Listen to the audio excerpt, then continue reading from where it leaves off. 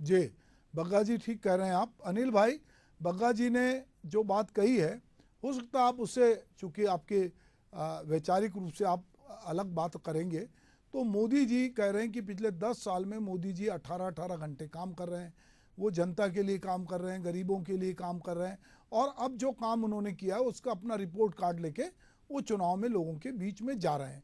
तो मोदी जी जो आज बस्तर में कह रहे थे और जो रिपोर्ट कार्ड गिना रहे थे, उस रिपोर्ट कार्ड में उन्होंने बहुत सारी बातें की। राजनांदगांव की सभा में जिस तरह से बातचीत हुई उसको भी उन्होंने कहीं टारगेट किया। उन्होंने जो राहुल गांधी राजीव गांधी कहा करते थे, जो एक बात थी जो कि राजीव गांधी ने कहा था कि वो ये उसको बाद में बीजेपी ने लपक लिया कि 1 रुपया आता है तो 15 पैसे पहुंचता है। वो बात कर रहे थे सिस्टम में होने वाले भ्रष्टाचार की, जिसको लेके बहुत लंबी बात हुई, जो उड़ीसा में उन्होंने कहा था। तो एक ऐसा राजनेता था, पर बाद में बीजेपी ने कहा कि वो उस समय में 85 पैसे लोग खा रहे थे। तो कहीं ना कहीं आपके पिछले जितने 60 साल का जो भी आपका कार्यकाल था कांग्रेस का, और मोदी जी के 10 साल को लोग उससे ऊपर रखते हैं, कि लगता है कि जो कुछ काम हुआ है पिछले 10 साल में हुआ है, और जो भी जनता के बीच में खुशहाली आई है, गरीबी दूर हुई है, जन सेवा के काम हुए हैं, तो मोदी जी सेवा के लिए आए हैं और आप लोग राज करने आए थे। अभी जो मोदी जी का भाषण है, चलिए उसी पे बताइए अनिल जी आप। सुभाष जी, मोदी जी जब से देश के प्रधानमंत्री बने, हिंदुत्व संकट में आ गया। अच्छे दिन और महंगाई की बात करने वाले अब उस मुद्दे पे बात नहीं करते। 2 करोड़ रोजगार और 15 लाख रुपए वो भूल गए। तो कौन सी गारंटी की बात कर रहे हैं वो? नोटबंदी के नाम पर 100 दिन मांगे थे उन्होंने, देश को प्रयोगशाला बना दिया। कृषि बिल के नाम पर हजारों किसानों की हत्या हो गई। पुलवामा में जो अटैक हुआ, आज तक उसकी जांच रिपोर्ट नहीं आई। शहीदों के नाम पर वोट मांग लिए। ऐसा राजनेता कहीं आपने देखा है?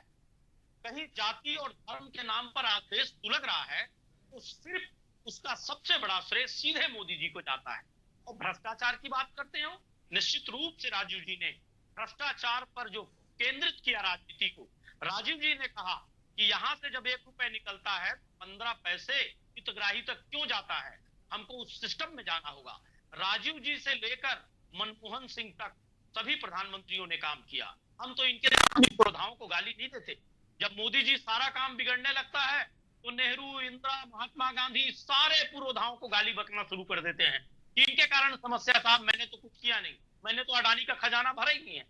तो मैं ये कहूंगा कि वो मनमोहन सरकार आते तक आपके विद्वान दर्शकों पे सोचता हूं, जो सूचना का अधिकार आरटीआई आया, शिक्षा का अधिकार, भोजन का अधिकार आया, रोजगार का अधिकार मनरेगा के माध्यम से आया, तो हमने अधिकार देने का काम किया।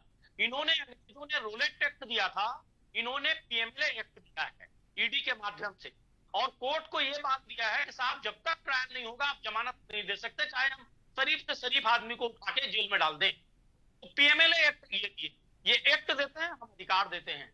और सुभाष जी, आप तो बहुत वरिष्ठ पत्रकार हैं, देश का बच्चा बच्चा जानता है कि सूचना का अधिकार इतना बड़ा ब्रह्मास्त्र है भ्रष्टाचार को तोड़ने के लिए। आज तक इतना बड़ा भ्रष्टाचार पर कुठाराघात कभी नहीं किया गया जो मनमोहन सरकार लेके आई। मोदी जी तो भ्रष्टाचारियों का संग्रह कर रहे हैं।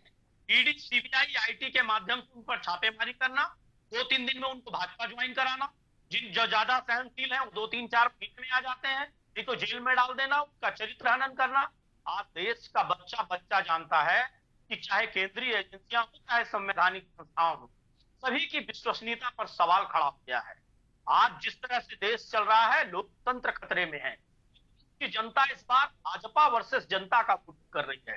इस बार हिंदुस्तान की जनता संविधान को बचाने के लिए, तानाशाही को खत्म करने के लिए वोट देती है। सुभाष जी, ये जितने बड़े बड़े वादे कर ले, गारंटी नए नए शब्दकोश ले आए, और जब ये अधिक फेल होते हैं तो 2047 की बात कर लेते हैं। और सीधा कहते हैं 47 तक मैं दूसरी बड़ी अर्थव्यवस्था बना दूंगा। साहब, अर्थव्यवस्था तो उससे कम रफ्तार से चल रही है जो मनमोहन सरकार में चल रही थी। 7.5 तक था, अभी मुश्किल से 6.5% है। 1% तो विकास पर गिर गई। तो आप कहां से बड़ी अर्थव्यवस्था बना रहे हैं? आप कहां से लोकतंत्र को मजबूत कर रहे हैं?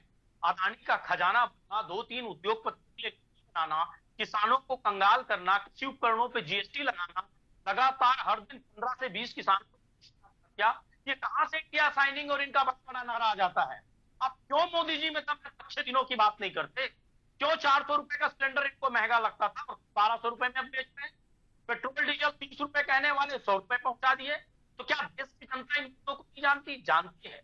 ये पूरी कोशिश करते हैं डाइवर्ट करने की, और डाइवर्ट ऐसे करते हैं हिंदुत्व, धर्म, और कैसे मुसलमान क्या किए, ईसाई क्या किए, कैसे देश को बांटा जाए। ये सारी प्लानिंग भारतीय जनता पार्टी की सुनियोजित प्लानिंग है मुद्दों से भटकाने के लिए, क्योंकि मुद्दों पर बात करके ये सफल हो ही नहीं सकते हैं सुभाष जी। ये जी। भारतीय जनता पार्टी का असली चाल चलित चेहरा है। ठीक है अनिल जी, तो हम चलते हैं जसविंदर सिंह जी से कि जसविंदर, जैसे अनिल कह रहे हैं कि